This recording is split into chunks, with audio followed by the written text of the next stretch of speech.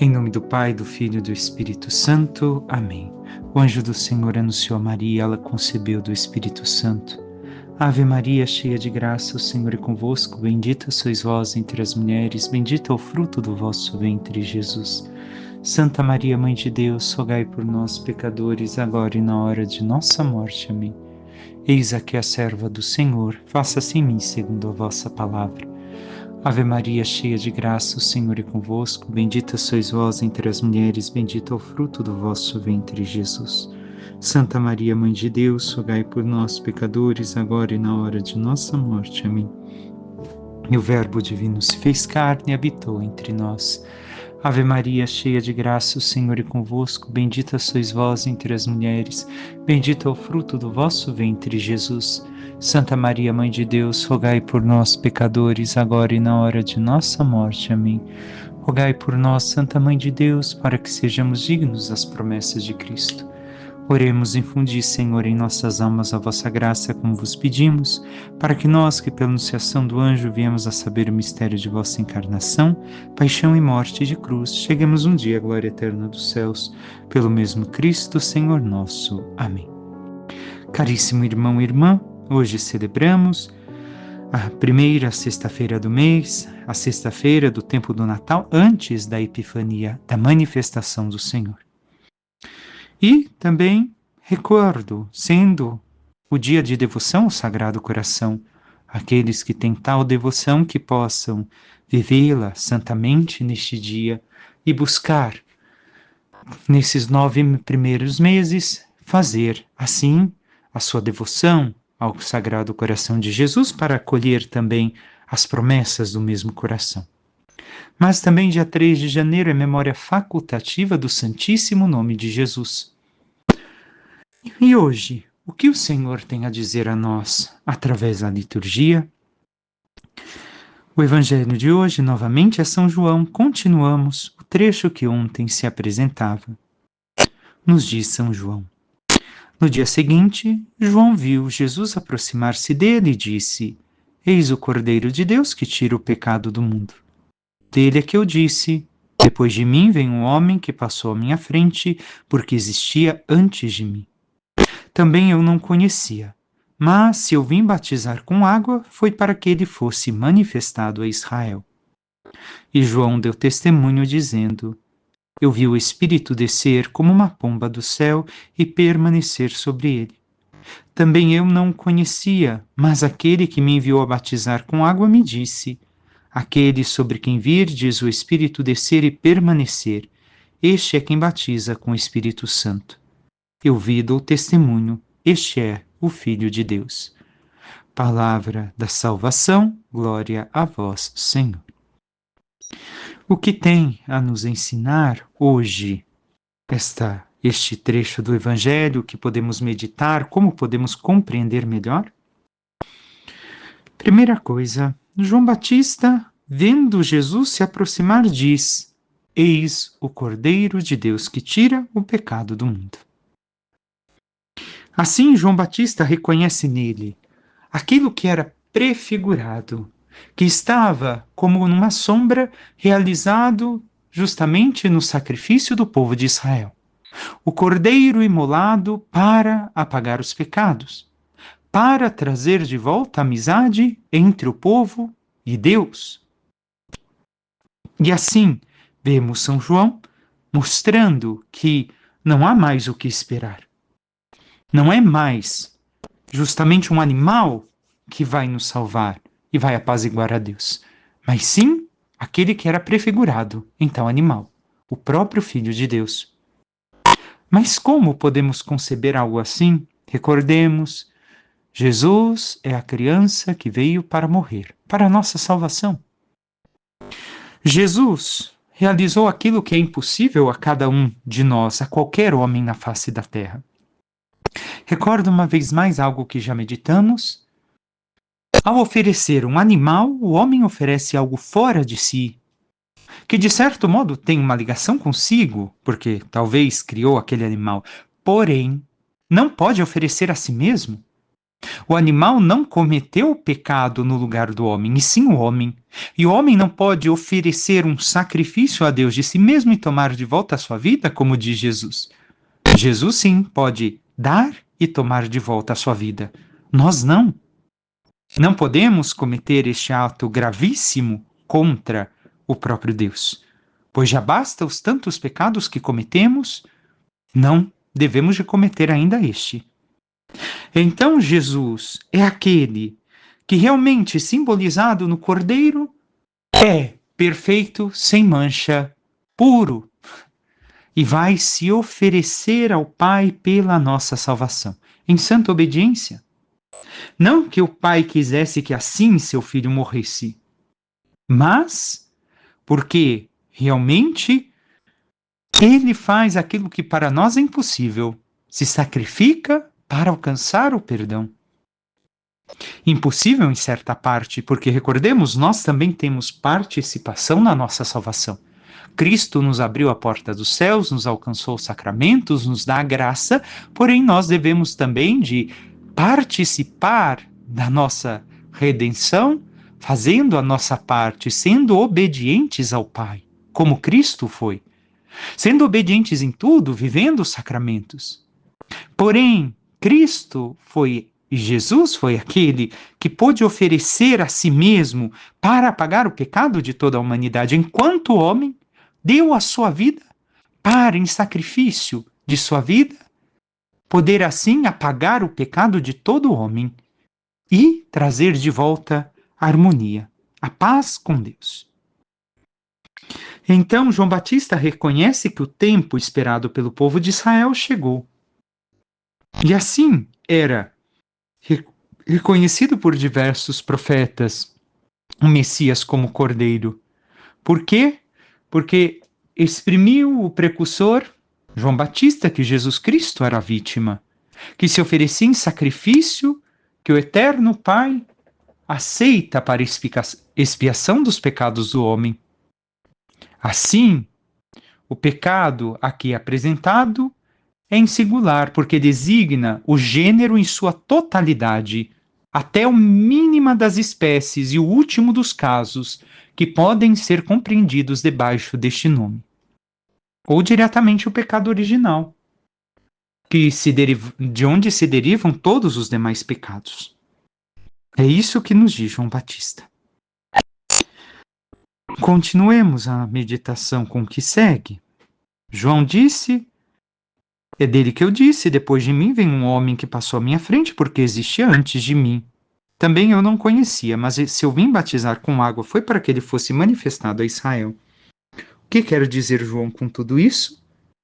Como ontem meditávamos, João reconhece que Jesus existia antes dele, na eternidade. Recordemos, João Batista é mais velho que Jesus em questão humana. Porque quando Maria concebeu por obra do Espírito Santo, já era o 6º mês que Isabel esperava João. Aqui nós estamos vendo João falar que Jesus já existia na eternidade. Existia antes dele. E é aquele a quem ele serve, a quem ele veio preparar o caminho. E ele foi enviado para batizar com água, não com o Espírito Santo. Eu só vos batizo com água, só vos mostro o caminho. Ele sim vos dará o Espírito Santo. Mas São João diz, também eu não conhecia. Como assim não conhecia? Recordemos as Escrituras, os Evangelhos. João Batista, desde pequeno, foi levado ao deserto. E se colocamos assim que cresceu no deserto, não viu aquele que humanamente era seu primo. Mas iria reconhecer a ele, ao Messias de Israel, pelo sinal que Deus prometera quando chegasse diante dele, esta pessoa. E continua ainda João dando testemunho. Eu vi o Espírito descer sobre ele como uma pomba do céu e permanecer sobre ele. O que é isso? O sinal que o Pai lhe havia dito. Aquele sinal de que este é o Messias. Este é o Messias prometido. Mas ainda antes, no versículo 30, se fala homem. Por que homem? Para designar que é o homem perfeito, o homem singular, que não se compara a ninguém a ele. Sobre ele desce o Espírito Santo e permanece. Recordemos, Pai, Filho e Espírito Santo, três pessoas, um só Deus, estão unidos. Mas aqui devemos então de tirar desde já o que para a nossa vida?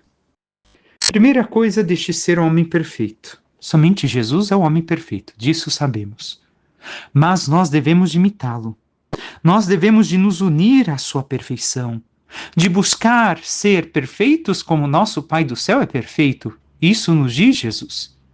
Devemos de compreender aqui a perfeição não como não falharmos nunca, mas a busca da santidade, a busca de sermos cada vez mais aquilo que Deus nos chama a ser, para que assim também o Espírito Santo possa cada vez mais se manifestar através de nós e conhecermos verdadeiramente o Senhor, termos intimidade com Ele. E nós temos assim tido esta intimidade com o Senhor, buscado ser homem e mulheres segundo a imagem de Deus, segundo a sua santa vontade, conforme a santidade que Ele nos pede? Ou estamos distantes deste propósito? Este deve de ser o maior propósito da vida do cristão. E é isso que nos diz a primeira leitura. Mas antes passemos pelos Salmos. Os confins do universo contemplaram a salvação do nosso Deus. Cantai ao Senhor Deus ao som da harpa e da cítara suave. Aclamai com os clarins e as trombetas ao Senhor, o nosso Rei. Devemos de não só contemplar, mas festejar a obra salvífica de Deus em nós, não como uma festa humana, mas com a alegria que realmente deve de perpassar a nossa vida, por aquilo que Deus realizou e realiza em nós. Passemos à primeira leitura, que mais uma vez é a continuidade da carta de São João. Caríssimos, já que sabeis que ele é justo, sabei também que todo aquele que pratica a justiça nasceu dele. Então, justiça, recordemos, vai de encontro à santidade. Uma e outra coisa estão unidas, são a mesma coisa. Justo é aquele que piedosamente pratica a lei de Deus. E claro, praticando tudo que Deus nos pede, buscamos a santidade de Deus. Então, como sabemos que nascemos de Deus, se praticamos ou nos esforçamos a viver a justiça, a santidade? Temos tido esta prática, ou ao menos o esforço dela? Vede que grande presente de amor o Pai nos deu, de sermos chamados filhos de Deus, e nós o somos. Se o mundo não nos conhece, é porque não conheceu o Pai. E aqui devemos de olhar. O mundo, em relação àquilo que se opõe a Deus, nos conhece, tem intimidade conosco, intimidade no nosso interior. Aqui não é as pessoas nos conhecerem ou desconhecerem. Eu conheço um monte de pessoa do mundo. Não. Aqui é a questão do mundo enquanto neta oposição a Deus. Aquilo que vive o pecado. Se o mundo não nos conhece, se o mundo não tem intimidade conosco, é porque não tem intimidade com o Pai. E isso é fato em nossas vidas. Porque, infelizmente, muitos católicos hoje vivem em neta intimidade com o mundo como se não tivesse oposição entre Deus e o mundo, entre a moral cristã e a moral mundana, entre santidade e pecado, como se estivesse por cima do pecado. Porque eu sou batizado, eu conheço, eu sei, então eu estou por cima do pecado. Não importa o que eu cometa, nada me faz mal. Não é assim. Se temos intimidade com o Pai, nós não temos intimidade com o mundo, ou a nossa intimidade com as coisas mundanas diminui. Até o ponto que, como os grandes santos, deve-se de se apagar em nós esta chama de buscar as coisas mundanas. Caríssimos, desde já somos filhos de Deus, mas nem sequer se manifestou que seremos. Sabemos que quando Jesus se manifestar, seremos semelhantes a Ele, porque o veremos tal como Ele é. Então, deveria de existir dentro de nós a alegria de sermos filhos de Deus. Não tristeza, não peso por termos que abandonar tanta coisa por Cristo, por termos que rezar, por termos que deixar certos atos, certas atitudes, certos gostos, mas sim uma alegria. E recordando que será ainda muito maior do que eu penso quando eu me encontrar com Jesus, porque seremos semelhante a Ele se com Ele vivemos. E segue São João: todo que espera nele, purifica-se a si mesmo como também ele é puro. Todo que comete pecado, comete também a iniquidade, porque o pecado é a iniquidade. Vós sabeis que ele se manifestou para tirar os pecados e que nele não há pecado. Todo aquele que peca mostra que não o viu, nem o conheceu. Então São João, mais uma vez, é claro, e traz para nós aquilo que diz João Batista no Evangelho: eis o Cordeiro de Deus que tira o pecado do mundo. Então, se esperamos, se temos a esperança de um dia vivermos com Cristo na sua glória, devemos de nos purificar, buscando os sacramentos, a penitência, a mudança de vida, buscando cada vez mais adequar a nossa vida à vontade, aos ensinamentos de Deus e dos santos. Por quê? O que quer dizer no versículo 4, São João, é que quem comete o pecado, comete iniquidade, porque o pecado é iniquidade. Isso quer dizer o quê? Que nós não estamos em cima do bem e do mal. O que dizia ainda há pouco. Muitos acham, não importa o que eu faça, eu vou para o céu. Se eu pratico ato de caridade, se eu pratico filantropia, eu vou para o céu. Não, não, não. São João está nos desmentindo se pensamos assim. Necessitamos nos purificar. Necessitamos abandonar o pecado. Não sei qual pecado você vive ou quais pecados te afetam tanto. Cada um de nós tem um espinho na carne, como diz São Paulo. Mas devemos de lutar contra estes espinhos, buscando cada vez mais viver a santidade e abandonando cada vez mais os nossos pecados. Se nós nos mantemos no pecado, estamos mentindo, como diz São João em outro trecho de sua carta. Por quê? Porque quem peca mostra que não viu, que não conhece, que não tem intimidade com Jesus. Mais uma vez, quanto mais nos aproximamos de Jesus, mais abandonamos o pecado, porque são opostos. Luz e trevas. Quanto mais nos aproximamos da luz, menos as trevas podem agir na nossa vida, ou podem ocupar espaço na nossa vida. Mas isso é um fato recorrente em nós, é uma busca assídua nossa de vivermos com o Senhor, de conhecermos tal como Ele é e como Ele nos pede. Peçamos à Santíssima Virgem Maria, nossa Mãe, que interceda por cada um de nós e nos ajude a cada vez mais nos abandonarmos à força e ação do Espírito Santo, para que, vivendo tudo aquilo que o Senhor nos inspira a viver para sermos os homens como Ele sonhou, possamos cada vez mais viver a santidade e um dia encontrarmos com Cristo na sua glória e participarmos da plenitude daquilo que nem podemos conceber, tão grandioso é, e que, se continuarmos assim, não mereceremos. Que possamos cada vez mais, com Maria, lutar contra as trevas, o mundo, o pecado e o demônio, para viver cada vez mais para a graça de Deus. Louvado seja nosso Senhor Jesus Cristo, para que sempre seja louvado. Por intercessão da Santíssima Virgem Maria, de todos os santos e anjos de Deus, desça sobre vós e sobre todas as vossas coisas a bênção do Deus Todo-Poderoso, Pai, Filho e Espírito Santo. Amém. Um santo e abençoado dia a todos.